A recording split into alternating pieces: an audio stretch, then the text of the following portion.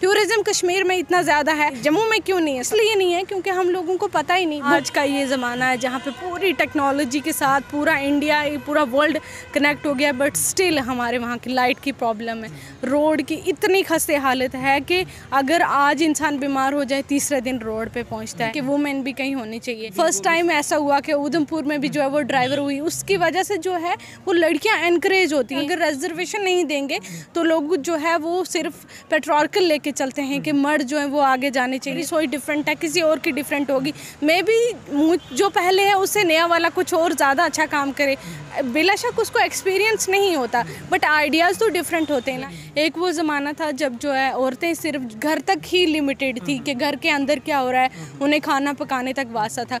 नमस्कार, आदाब, सत श्री अकाल दोस्तों, मैं हूं अंचित शर्मा और आप सभी का रियासी अपडेट्स में स्वागत है।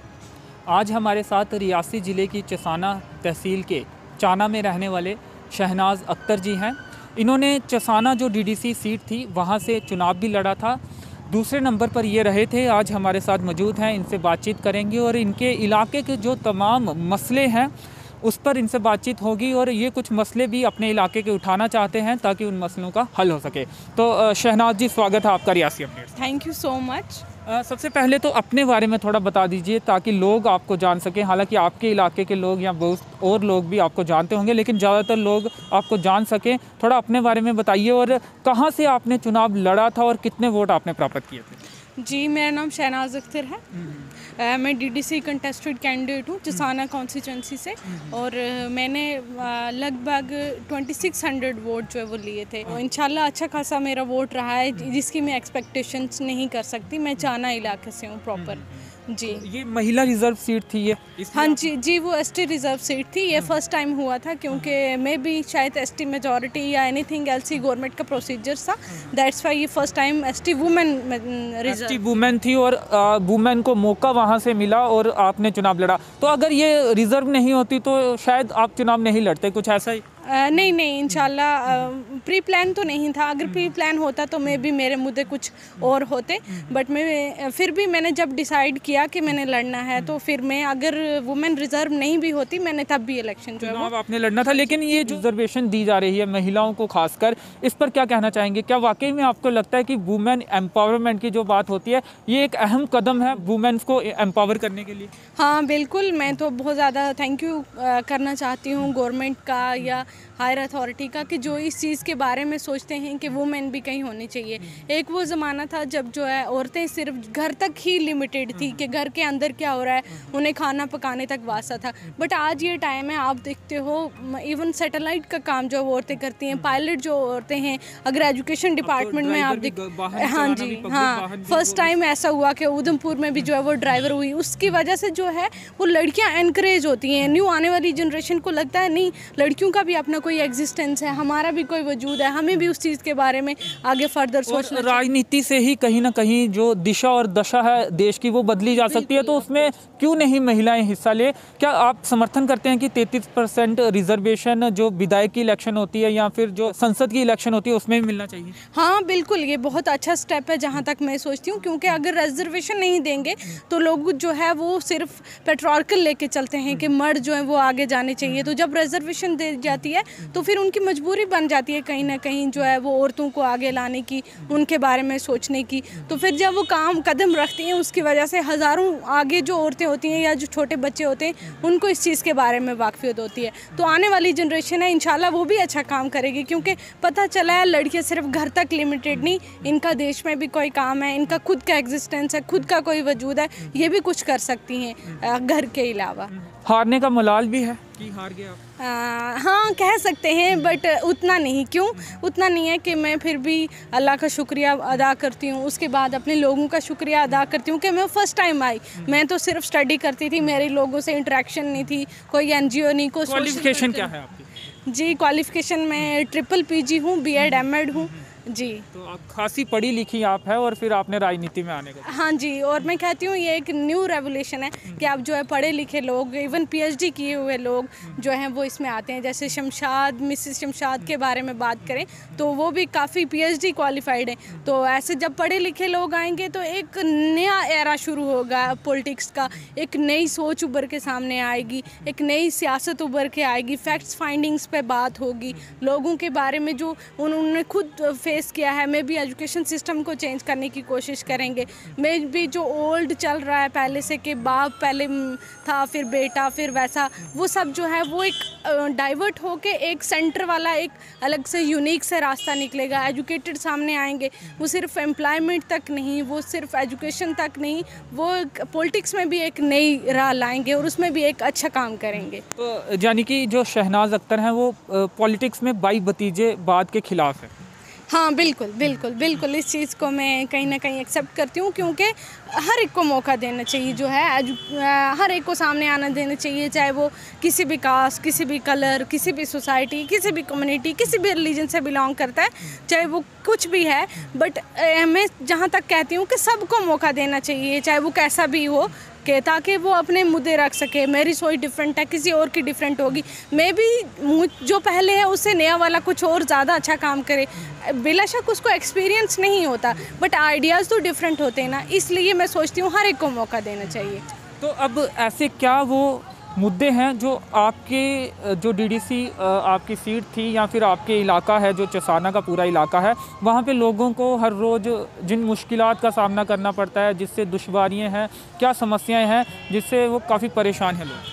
जी, सबसे पहले मैं तो ये बात करूँगी कि जो भी बात की जाती है वो सिर्फ ज़बानी जमा खर्च रहती है। मैं सोचती हूँ कि मेरे ये बातें ज़बानी जमा खर्च ना रहें, जो है वो वहाँ की एडमिनिस्ट्रेशन सोचे या ब्लॉक वाले लोग सोचें या वहाँ के डीडीसी मेंबर यास्मीन साहिबा को मैं बोलती हूँ कि काम जो है वो होने चाहिए, चाहे भाई हुक कार बाई क्रूक, हमें क्या करना चाहिए, लोगों के पास खुद जाना चाहिए। सबसे बड़ी बात जो मैंने देखी कि आज का ये ज़माना है जहाँ पे पूरी टेक्नोलॉजी के साथ पूरा इंडिया, पूरा वर्ल्ड कनेक्ट हो गया, बट स्टिल हमारे वहाँ की लाइट की प्रॉब्लम है, रोड की इतनी खस्ते हालत है कि अगर आज इंसान बीमार हो जाए तीसरे दिन रोड पे पहुँचता है। हमारे वहाँ का एक प्रॉपर इलाका है जिसको कालाबन बोला जाता है, कालाबन, बन्ना, हसोत, ये 3 पंचायतें जहाँ अभी तक इस ज़माने में भी 21st सेंचुरी में रोड की कोई एक्टिविटी नहीं है, जिस चीज़ को मुझे देख के बहुत ज़्यादा दुख हुआ। मैंने बाई फुट विज़िट किया है 12 पंचायत में, और ये 3-4 ऐसी पंचायतें हैं और भी बहुत सारी जो शायद मुझे नाम नहीं याद होगा, जिनमें अभी तक रोड का कोई जिक्र नहीं है, और जहाँ पे हैं भी हैं तो वहाँ पे बहुत बुरी हालत है। जैसे मेरी अपनी पंचायत की अगर मैं बात करूँ, चाना में रोड तो आई है बट स्टिल कोई भी गाड़ी नहीं लेके जा सकते, कोई कुछ नहीं लेके जा सकते, कोई ज़्यादा भी करेगा कि मोटरसाइकिल लेके चले जाएगा। अगर ज़रा बारिश होती है ऊपर से पूरी पसी पड़ के रोड ख़राब हो जाती है। तो एटलीस्ट अगर वो इतने सालों से शुरू हुई है तो ऐसा काम क्यों नहीं हुआ है कि जो भी काम शुरू करो उसे फाइनल करो ताकि लोग भी सेटिस्फाई हों। क्या कारण क्या लगता है कि अभी तक रोड क्यों नहीं पहुंच पाई है? कहाँ कमियां रही हैं? क्या सरकार के स्तर पर कमियां रही, प्रशासन के स्तर पर कमियां रही? दोषी किसे मानते हैं? नहीं, मैं दोषी किसी को नहीं मानती रही, क्योंकि कहीं ना कहीं अगर वो बोलते हैं हाँ मदई सुस्त और गोवा चुस्त कुछ नहीं कर सकता, जब तक हम लोग खुद अवेयर नहीं होंगे कि रोड कैसे लाई जाती है, इसमें किस किस का हाथ होता है, तब तक हम अपने इलाके के काम कैसे करवाएंगे। कहीं ना कहीं हमारी अवेयरनेस में भी काफ़ी आप ये मानते हैं कि अगर सही प्लेटफॉर्म पर अपनी बात पहुँचाई जाए तो डेवलपमेंट हो सकती है? यस ऑफ कोर्स, वहाँ भी और एडमिनिस्ट्रेशन ने अगर दी है, गवर्नमेंट ने दी है, सेंटर ने दी है, तो कहीं ना कहीं आगे डिपार्टमेंट्स जो है वो भी थोड़ी थोड़ी सुस्ती कर देते हैं, फिर लोगों के पास अवेयरनेस नहीं होती, वहाँ बात पहुँचती नहीं, जिसकी वजह से वो प्रॉपर जो है हर सोर्सेज को यूटिलाइज नहीं किया जाता। तो मैं सोचती हूँ कि अवेयरनेस होनी चाहिए लोगों के बीच में, हमें ये हमारा काम है, पर्सनली नौजवानों का काम है। नेताओं के साथ साथ लोगों को भी अवेयर होना पड़ेगा। हाँ ऑफ कोर्स, जब तक सिर्फ नेता जो है वो काम नहीं कर सकते, हमें क्या होना चाहिए, वॉलंटियर ग्रुप बनाने चाहिए, गवर्नमेंट को इसका एक मैंडेटरी काम देना चाहिए कि आप क्या करो अपने इलाके के, देखो कौन कौन सा काम जो है वो रहा गया है। और स्पेशली अगर मैं ब्लॉक की बात करूँगी, मैं कहती हूँ बहुत सारे ऐसे डिपार्टमेंट हैं जिनके बारे में हम अभी भी अनअवेयर हैं। जैसे फॉर एग्जांपल फ्लोरिकल्चर ले लो आप, अभी बहुत सारे ऐसे डिपार्टमेंट हैं जिनके बारे में हम लोग नहीं जानते। क्यों नहीं जानते? हमें उसके बारे में अवेयरनेस नहीं है। तो गवर्नमेंट को जो है वो डिफरेंट अवेयरनेस कैंप लगवाने चाहिए ताकि लोगों को इसके बारे में पता चले। तो रोड जो है, जैसे देवल इलाका है, गुलाबगढ़ में एक इलाका है, जैसे बद्र टू गुलाबगढ़ है, तो जैसे कंदोरा एक इलाका है, वहाँ पे मैंने जब से मैं पैदा हुई हूँ, हम वहाँ से इवन बहुत सारे लोग जो है वो माल मवेशी लेके डोक में भी जाते हैं। बट वो एक ऐसा इलाका है जो बिल्कुल दुनिया की किसी भी चीज़ से डिसकनेक्टेड है। टूरिस्ट डेस्टिनेशन बहुत सारे हैं वहाँ, लेकिन आइडेंटिफिकेशन नहीं हो पाती। क्यों नहीं आइडेंटिफिकेशन हो पाती? क्योंकि हम लोग वहाँ कोई मतलब सीनियर जाता नहीं है और लोगों के पास उतना नॉलेज। जिला विकास आयुक्त ने कभी दौरा किया है आपके इलाके का, या फिर बड़े जो जिला अधिकारी हैं क्या उनके दौरे होते हैं या नहीं आते वो? और ये जो इलाकों के नाम आपने बोले, क्या आपको लगता है कि उन्हें ये इलाके पता होंगे? सर, इसके बारे में मैं कुछ कह नहीं सकती क्योंकि मैंने खुद अपनी आंखों से देखे नहीं। अगर मेरे आगे पीछे गए हूँ तो ये मेरे बारे में मतलब ये फिर बोलना गलत हो जाएगा। वो बोलेंगे हम फलानी डेट को गए थे तो मैं भी लड़की ने देखा ना हो, बट मेरे नॉलेज में नहीं गए होंगे। मैं भी गए हूँ लेकिन उस चीज़ के बारे में हमें पता नहीं। और जैसे मैं एग्जांपल दूंगी आपको, हमारे वहाँ चिसाना से ऊपर एक इलाका है कोसर सर, बुक्स में मैंने पढ़ा है। हमारे वहाँ के लोगों को नहीं पता है। क्यों नहीं पता है? क्योंकि टूरिस्ट डेस्टिनेशन उसे बनाया नहीं गया। अगर वही इलाका मैं कहती हूँ कश्मीर के लोगों के पास होता तो वो उसे इस तरीके से तैयार करते कि वो उससे पैसा कमा सकते थे। टूरिज़्म कश्मीर में इतना ज़्यादा है, जम्मू में क्यों नहीं है? इसलिए नहीं है क्योंकि हम लोगों को पता ही नहीं। बहुत सारे ऐसी प्लेसेस हैं, ये तो एक मैंने सिंपल नाम लिया है, बहुत सारी ऐसी प्लेसेस हैं जो बहुत ज़्यादा खूबसूरत हैं, बट उन्हें उस तरीके से नहीं मोल्ड किया गया, नहीं बनाया गया कि लोग उसे विज़िट करने आए या फिर आम लोग उससे पैसा कमा सकें। तो ये कहीं ना कहीं ये भी काफ़ी ज़्यादा कमी है। आप जीते नहीं हैं, लेकिन क्या जो मुद्दे हैं लोगों के, जो आप इलेक्शन प्रचार जब अपना कर रहे थे, कैंपेन कर रहे थे, उस दौरान जो मुद्दे लोगों ने आपके समक्ष रखे थे, क्या आप वादा करेंगे लोगों से कि अब आप उठाते रहेंगे, या फिर आप भी ज़्यादातर नेताओं की तरह अगले चुनाव में ही लोगों को दिखेंगे? नहीं, मैं ऐसा इंशाल्लाह कभी नहीं बोलूँगी भाई। लेकिन ऐसा सब बोलते हैं, लेकिन फिर दिखते नहीं। जब चुनाव आते हैं फिर एक बार एकदम से बाहर आ जाते हैं और फिर लोगों की उन्हें चिंता होना शुरू हो जाती है क्योंकि तब वोट लेने हैं। हाँ, आपकी बात बिल्कुल सच है, बट आई प्रॉमिस के बाई हुक और बाई क्रुक मैं ऐसा करूँगी कि मैं उनके मुद्दे हर बार उठाऊँगी, हर बार हल करने की कोशिश करूँगी। वहाँ तक जाऊँगी जहाँ तक मेरी चलती हुई, वहाँ तक कोशिश करूँगी जहाँ तक मेरे हल भी होते हुए, नहीं होते हुए फिर भी मैं इस चीज़ का एक एजुटेशन मानती हूँ कि मैं उनको हर हाल में हल करने की कोशिश करूँगी। और उसके बाद जो है लाइट, आप खुद देखते हो तीसरे चौथे दिन जो है वो बारिश हो जाती है और लाइट कट हो जाती है। मैंने बहुत सारे ऐसे इलाके देखे हैं जहाँ आज भी लाइट की आपने बात की, आप एजुकेटेड हैं, वेल एजुकेटेड हैं, क्या समस्याएं आती हैं? क्योंकि आप उस दौर से गुजर कर आपने अपनी पढ़ाई की है, क्या समस्याएं आती हैं पढ़ाई के दौरान जब लाइट ही चली जाती है? देखो, ये तो एक बहुत ज़्यादा, जिसको बोलेंगे ना, बहुत ज़्यादा प्रॉब्लम है जो आम लोगों के लिए हैंडल करना बहुत ज़्यादा मुश्किल है।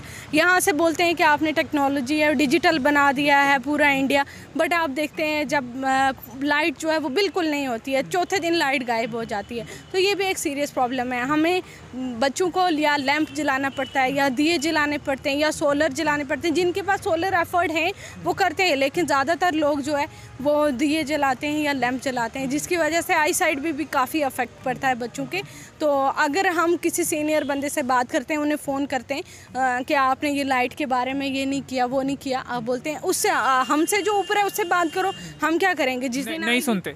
नहीं, ऐसे होता ही नहीं है कि हम क्या कर सकते हैं, हमें कैसे हमारे से कैसे लाइट आएगी। बट ये क्या होना चाहिए, बाकी भी तो इलाके ऐसे हैं जहाँ बर्फ़ पड़ती है, जहाँ जो है पुल गिर जाते हैं, जहाँ पे खंबे गिर जाते हैं।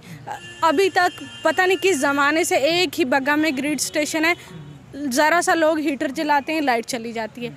तो कम से कम और कुछ नहीं दे सकते? एक रिसीव स्टेशन दे दो, चिसाना में दे दो, जिसकी वजह से हम लोग इतना सफ़र ना करें। बहुत ज़्यादा प्रॉब्लम जो है हमें इस चीज़ के लिए फ़ेस करनी पड़ती है, क्योंकि एक बग्गा में ग्रिड स्टेशन है, पूरे इलाके में उससे आगे बलमत कोट, ऊपर कालाबन वगैरह उस एरिया में उसी एक ग्रिड स्टेशन से आगे लाइट ट्रांसफ़र हुई है, बट ग्रिड स्टेशन एक ही है। जैसे ही कुछ भी होता है, लोग हीटर यूज़ करते हैं, बॉयलर यूज़ करते हैं, तो लाइट जो है वो फ्लक्चुएट हो जाती है। फिर बोलते हैं ट्रांसफार्मर जल गया, ये हो गया, वो हो गया। एटलीस्ट एक ग्रिड स्टेशन दे दो, वो नहीं दे सकते, एक रिसीव स्टेशन दे दो जो हमारी प्रॉब्लम हल हो जाए। जी। चलिए, हम उम्मीद करते हैं कि प्रशासन तक आपकी बातें पहुंचेंगी और प्रशासन जो आपने मुद्दे उठाए हैं उनकी सुध लेगा। हमारे साथ बात करने के लिए धन्यवाद। Thank you so much. तो इन्होंने तमाम मुद्दे उठाए हैं और हमें उम्मीद है कि प्रशासन तक ये तमाम जो मुद्दे हैं वो पहुंचेंगे। इनका कहना है कि चसाना इलाके को कहीं ना कहीं इग्नोर किया जाता है। जो अफसर हैं कम दिखते हैं और काफ़ी सारे ऐसे इलाके हैं यहाँ पे बिजली की प्रॉब्लम है, सड़क की प्रॉब्लम है, पानी की प्रॉब्लम है। उम्मीद यही कर सकते हैं कि प्रशासन अपनी नींद से जागेगा और तमाम मुद्दों को हल करने की कोशिश की जाएगी। तो फिलहाल इस इंटरव्यू में इतना ही। ज़िले की तमाम खबरों के लिए बने रहें रियासी अपडेट्स के साथ। मेरे सहयोगी नरेश भगत के साथ मुझे दीजिए अनुमति। धन्यवाद।